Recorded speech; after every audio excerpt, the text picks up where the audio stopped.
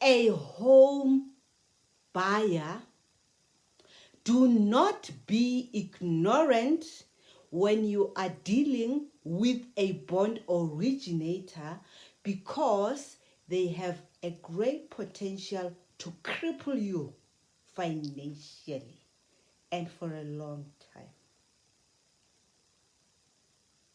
Ha!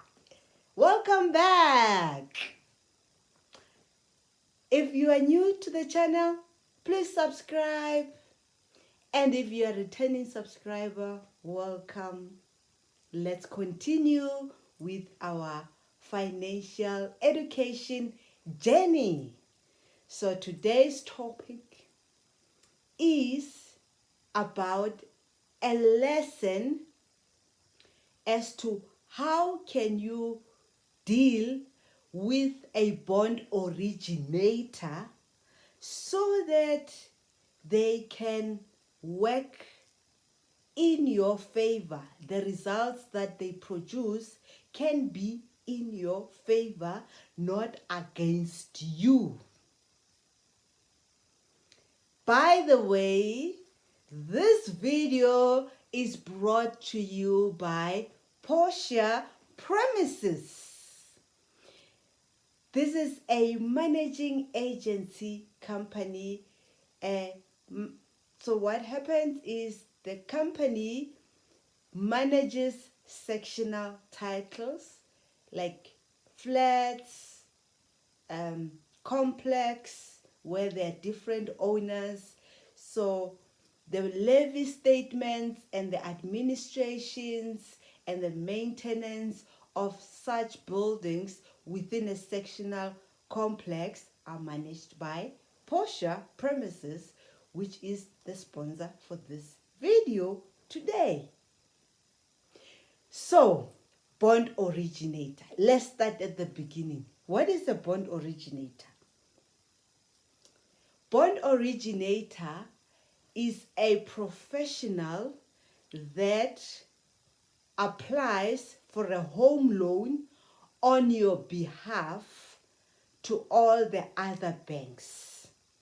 So usually you would have signed an offer to purchase, and then the bond originator will require documents from you like a 3 months bank statement.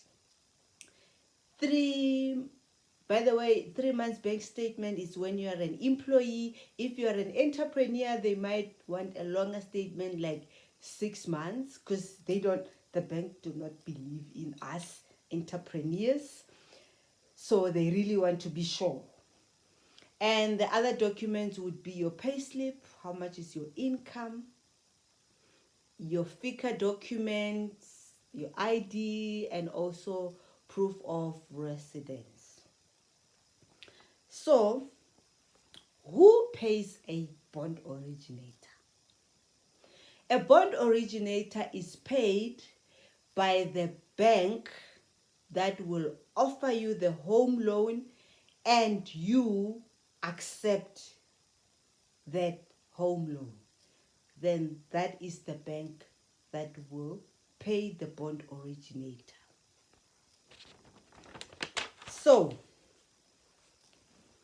when the bond originator have sent all your documents to all the banks looking for a bond for you, then there's going to be feedback from all those banks. They can reject you with their own reasons that we're going to get into just now, or they can give you the loan, and when they have given, or they want to give you the loan, then the next question will be, are they giving it to you at a high interest or at a low interest? And let me tell you, banks can be silly. Even if you qualify to get the loan at a lower interest, mostly they start with a high interest, because they know that most of the people don't know about negotiating until getting a good home loan at a low interest. And that's bad. So let's not be ignorant. Let's be informed. How does the bank decide if they want to borrow you the money to buy the house or they are refusing? What factors do they consider? 3 things: your credit report, which is a report about your credit profile, the previous debts that you have. Are you paying them well or not?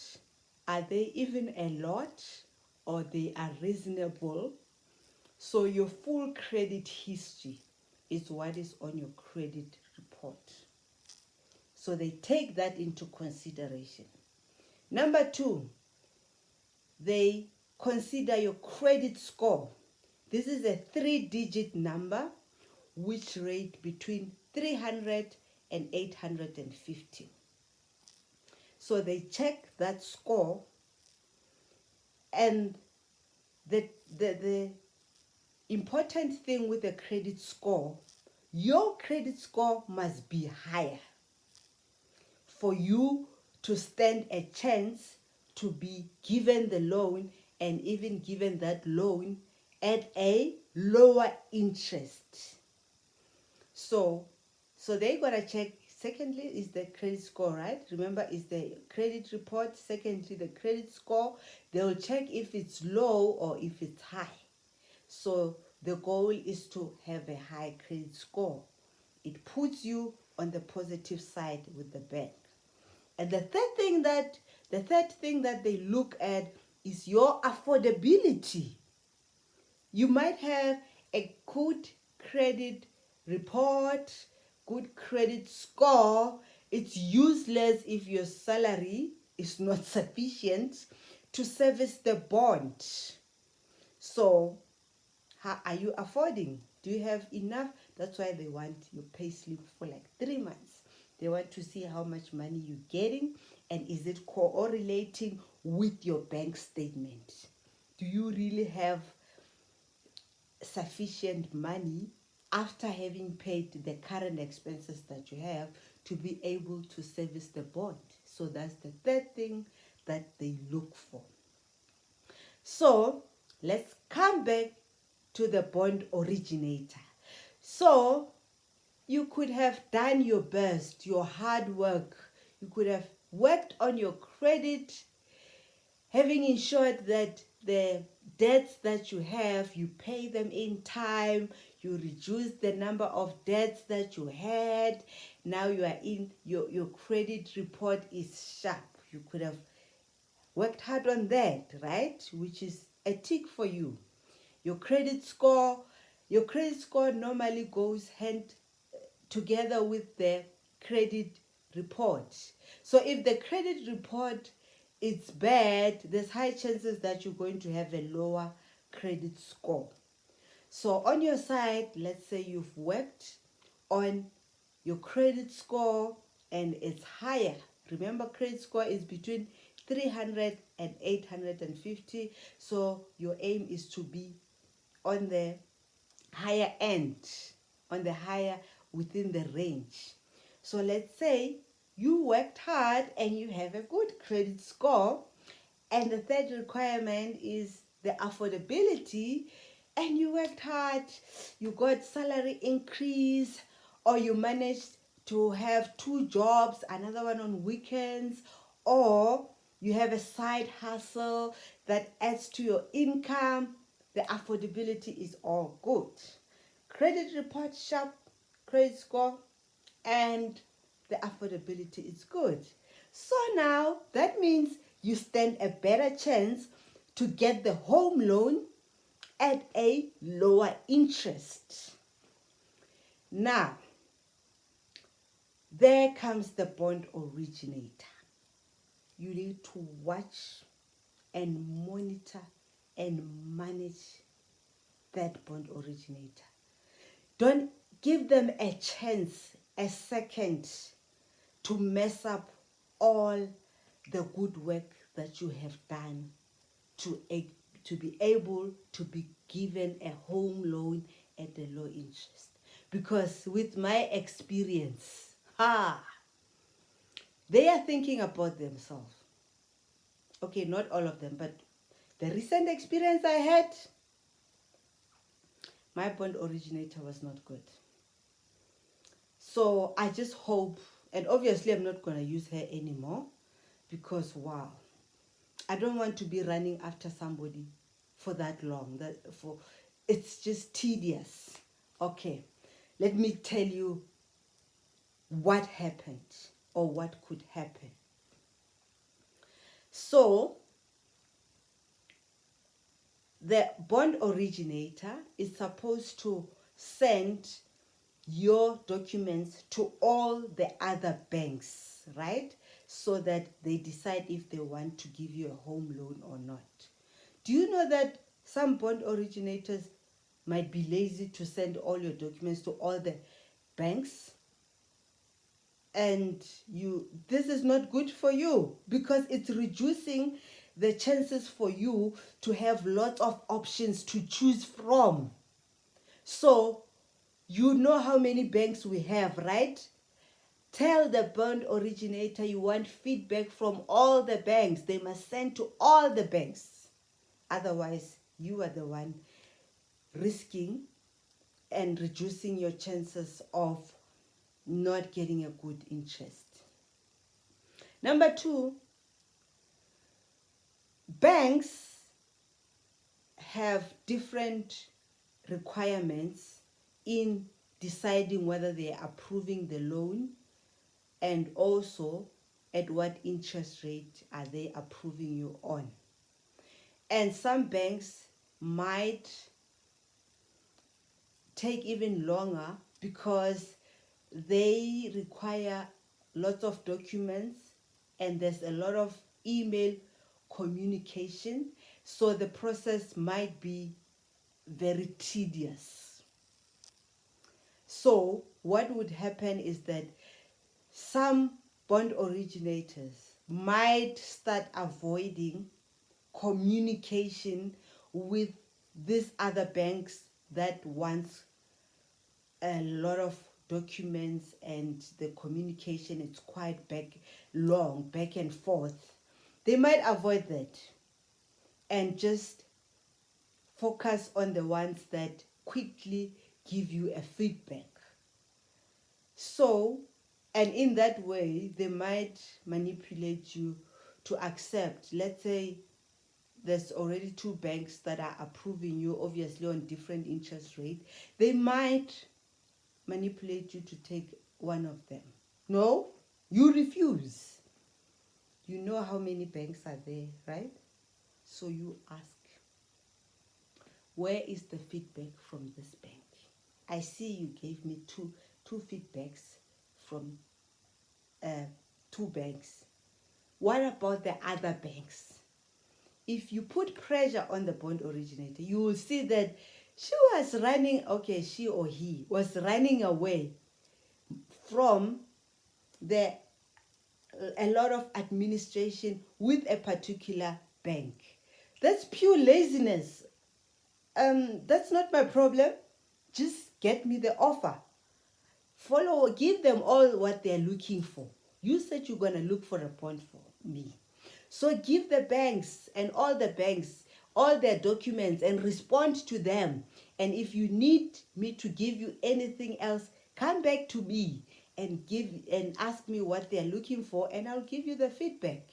So make sure that once they have applied to all the banks, they follow up on the feedback again from all the banks. That again, you are increasing your chances of having many options to choose from, so that you eventually choose the one with a lower interest rate.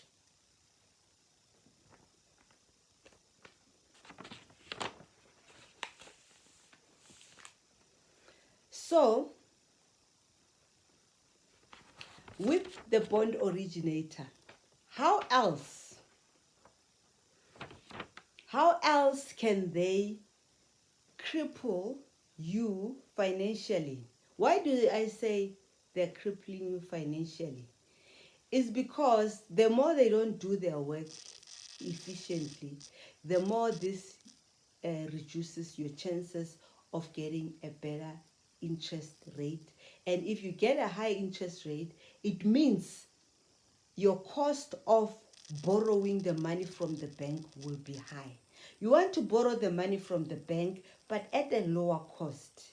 That is your responsibility to ensure. The bond originator doesn't really have that much interest in you. They just want to get you a an approval, a home loan, and they get paid by the bank and they move on. So you have all the work to do to ensure that all the steps are being followed and everything is being done to ensure that at the end you win, you come out with a bond where they are giving you at a good lower interest rate. So there is this one that is very dangerous. You need to be wary of this. Banks pay different to the bond originator. Certain bank, this is my experience by the way. There was this one bank where I think they just liked me and they convince the bond originator to make me take their offer. And how do they do that? They promise them a higher pay if they can retain me and convince me to take their offer. No, this is not about the bond originator. I'm the one that worked hard on my credit report, on my credit score, on my affordability. So I'm the one that's supposed to benefit more. So that you must be careful. And once it gets to that point where the bond originator is promised a high pay by a particular bank, hey, you know what they're going to do? They're going to do whatever it takes to make sure you take that offer so that they can be paid that big pay that they're promising them. So now they become selfish. They don't care about the interest rate that you're going to get. They care about the amount of pay they will get from this bank. You know what they're going to do? They're going to manipulate you to take this bank, to go with this bank, because this is a bank, it doesn't just offer, this is a bank that doesn't offer. By the way, in South Africa, there's this particular bank that just doesn't offer home loans to everyone else. So it's like it's a classy bank or something like that. So they will convince you the way this bank is, it's not just for everyone, it's a privilege that they want to offer you this home loan. Oh no! It's a privilege that I am the one that's going, so it's a privilege for them to have me, not the other way round. Because I'm the one that's going to be paying that monthly income. I don't care about the status of a bank. I care about how much am I going to save, my interest rate. So what they will do, they will convince you to take an offer from that bank and do everything to even sabotage the other offers from the bank. The bond originator can even lie to you and say, bank so and so refused to offer you a home loan. They can lie and say bank so and so has given you a higher interest than this. You know what you do in that case? you politely ask the bond originator, please send me the proof, that letter from the bank. Don't write numbers on email and say bank so and so refused. Bank so and so is giving you 17%. No, no, no, no, no. The typing from the bond originator it could be fabricated. So you tell them, okay, if that's the case, send me that letter from the bank. You know how to read, right? So you don't just listen to everything that the bond originator is telling you. Tell them, I want to see that rejection letter from that bank so that I can read it myself. Number two, tell them, I want that uh, offer from the bank, the one that you say they've got a high interest. That means the cost of them borrowing me money will be high. Request that bank letter, read it yourself. That's why you went to school, so that you can be able to read by yourself, not be told lies. This is you securing a low installment on your, remember usually home loans are 20 years, 30 years. So this is a critical step to make sure for 20 years or 30 years you pay less every month.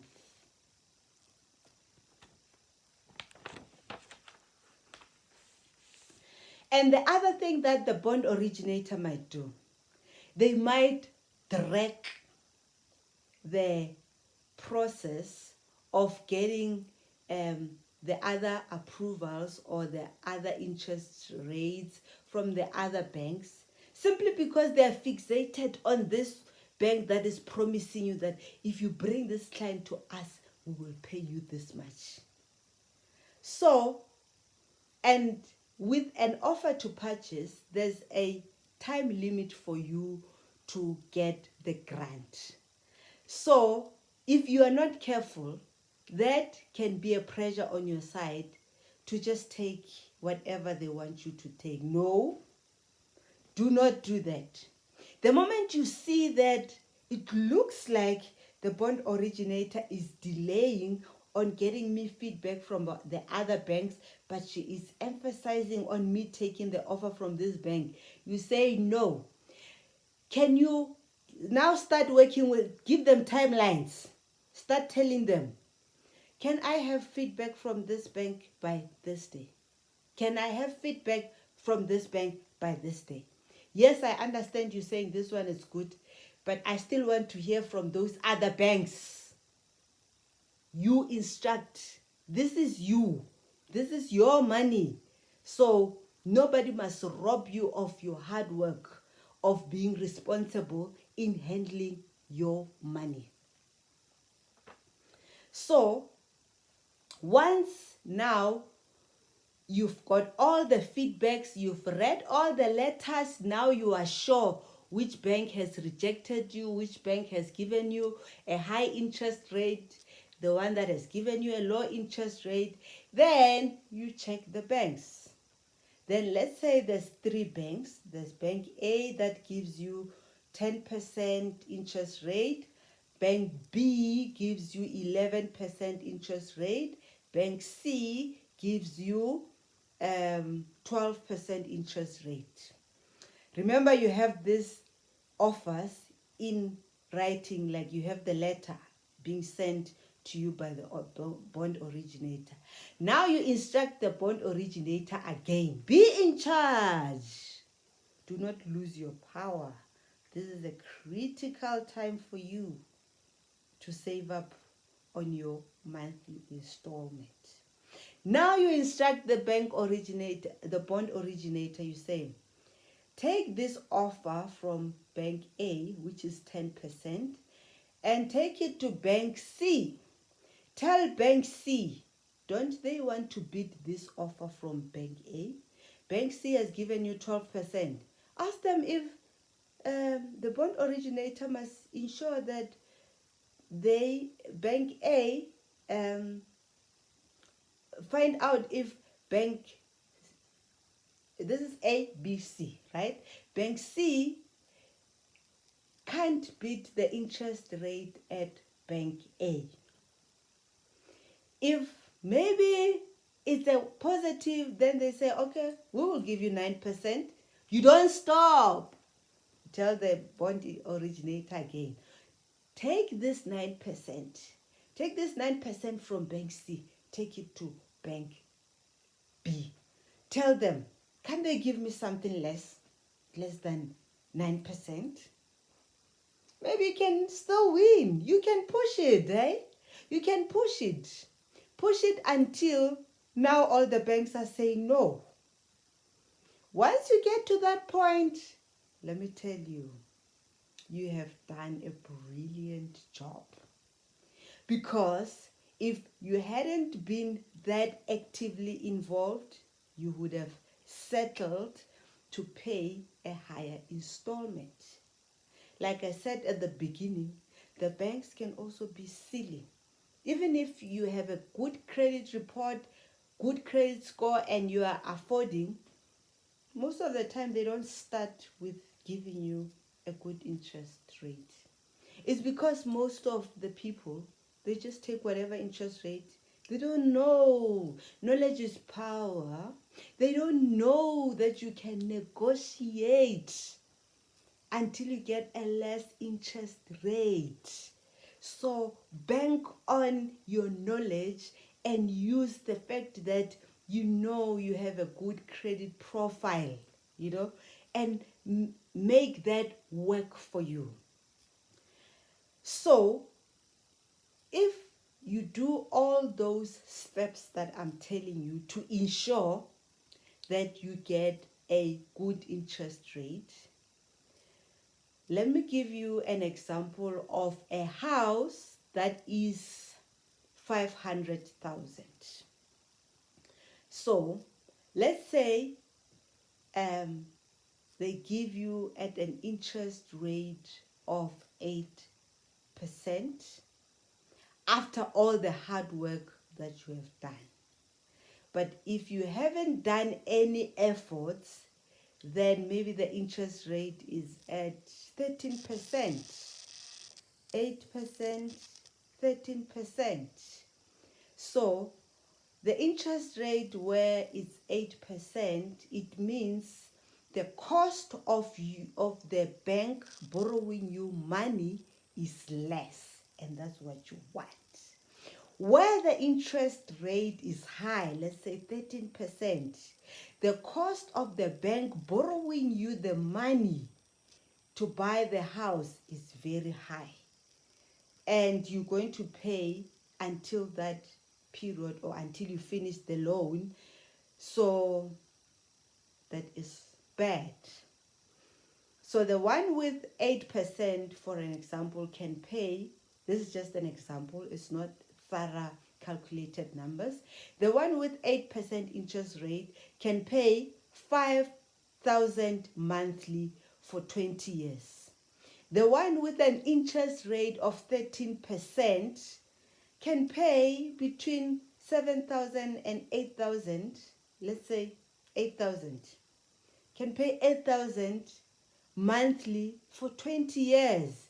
Jeez, can you see the difference? On this side, you made every effort so that you can pay 5,000 monthly. This side, you were not informed. You don't even know that you can ask for a better interest rate. You don't even know that the bond originator can sabotage you to take an offer where she will be paid more, and then you get an offer that borrows you money at a high cost, and then you pay 8,000 every month for 20 years. Can you see that your efforts, you were able to save 3,000 every month for 20 years? So it is critical for you to be informed, to take the lead, when dealing with the bond originator, and ensure that your hard work does not go to waste and you end up with a home loan at a low interest rate, less cost of borrowing money from the bank. Bye bye.